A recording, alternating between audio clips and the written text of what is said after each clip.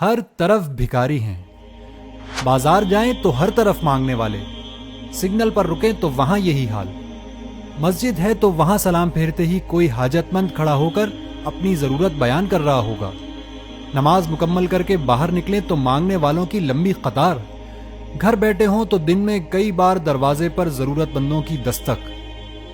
مہنگائی نے نہ جانے کتنے لوگوں کو سرعام مانگنے پر مجبور کر دیا ہے۔ اس کے علاوہ کتنے ہی لوگ ایسے ہیں جو خودداری کے سبب سڑکوں پر تو نہیں آئے لیکن سسک سسک کر جینے پر مجبور ہیں۔ مایوسیاں ہر جانب سے ہماری قوم کو گھیرے میں لے چکی ہیں، زندہ رہنا بڑا چیلنج بن چکا ہے۔ ڈپریشن کا نتیجہ یہ ہے کہ گھر گھر بلڈ پریشر اور شوگر کے مریضوں میں اضافہ ہو رہا ہے، لیکن آخر اس درد کی، مہنگائی کی دوا کیا ہے؟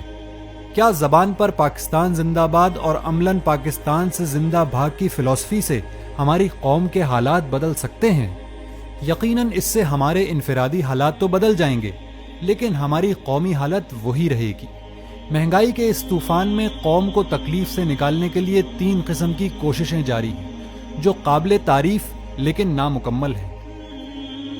پہلا حل، کچھ ہو نہ ہو لیکن پریشان حال لوگوں کی بھوک پیاس مٹانے کا انتظام کیا جائے تاکہ وہ کم از کم بھوکے نہ مریں۔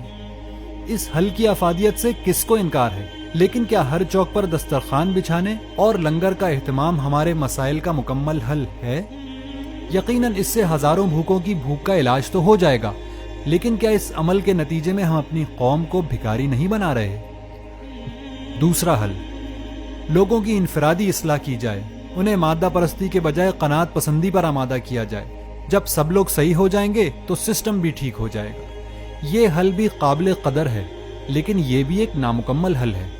کیا تاریخ میں کبھی ایسا ہوا ہے کہ سب لوگ صحیح ہوئے اور پھر سسٹم درست ہو گیا ہو؟ دین کی محدود سمجھ رکھنے والے بھی آدھا سچ بولتے ہیں کہ تم اپنی انفرادی اصلاح کر لو، تمہارے اجتماعی حالات خود بخود بدل جائیں گے۔ حالانکہ رسول اللہ صلی اللہ علیہ وآلہ وسلم کی سنت تو یہ ہے کہ انفرادی خرابیوں کو بھی انہوں نے دور کیا، اور ان انفرادی خرابیوں کے ایک بڑے سبب اجتماعی خرابیوں کو بھی انہوں نے جڑ سے اکھاڑ پھینکا۔ تیسرا حل، یہ حل بھی پیش کیا جاتا ہے کہ ہمیں اچھا لیڈر چاہیے، وہ مل گیا تو وہ ظلم کے اس نظام کو بدل کر رکھ دے گا۔ مہنگائی کی جڑ یعنی کرپشن اس لیڈر کے آنے سے ختم ہو جائے گی اور ملک قرضوں کے بوجھ سے آزاد ہوگا اور نتیجتاً مہنگائی ختم ہو جائے گی۔ بظاہر یہ بڑا پریکٹیکل حل نظر آتا ہے، لیکن کیا جب قوم کا بڑا حصہ بھی کرپٹ ہو چکا ہو، لیڈر کے اپنے ساتھی اصلاً کھوٹے سکے ہوں، تو یہ حل کیا عملی دنیا میں کام کر سکتا ہے؟ حالات کے سدھار کی خاطر چہرے بدل بدل کر قوم تھک گئی، لیکن حالات بد سے بدتر ہوتے چلے گئے ہیں۔ کیا ایسا ممکن نہیں کہ ہم سنجیدگی سے اپنے حالات پر غور و فکر کریں اور خرابی کی اصل جڑ تک پہنچیں؟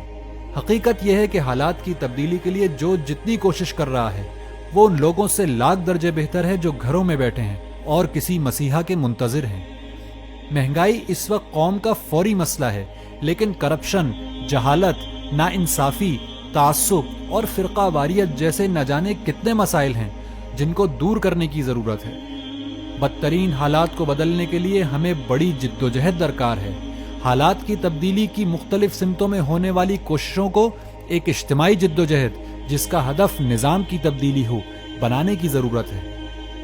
جو لوگ دسترخوان بچھا کر قومی خدمت کا فریضہ انجام دے رہے ہیں، انہیں اس نیک کام پر مطمئن ہو کر نہیں بیٹھنا چاہیے۔ جو لوگ انفرادی اصلاح کے کام میں مصروف ہیں، انہیں اس کام پر قناعت نہیں کرنا چاہیے، بلکہ اس انفرادی اصلاح کو اجتماعی اصلاح کے لیے استعمال کرنے پر کام کرنا چاہیے۔ جو لوگ سیاسی تبدیلی کے ذریعے راتوں رات حالات کی بہتری کے خواب دیکھتے ہیں، ان کو یہ سمجھنا چاہیے کہ لیڈر اور اس کے ارد گرد ٹیم دونوں کا اہل ہونا اور ایماندار ہونا لازم ہے، ورنہ خراب حالات کی تبدیلی کا خواب کہیں گم ہو کر رہ جائے گا۔ سالے قیادت اور سالے جماعت جس کی قیادت میں انفرادی اصلاح سے لے کر اجتماعی تبدیلی تک کے کام کے لیے سب جمع ہو جائیں، ہمارے مسائل کا حل ہے۔ راستہ کٹھن ہے، لیکن یہی حقیقی راستہ ہے، اور باقی سب سراب ہے۔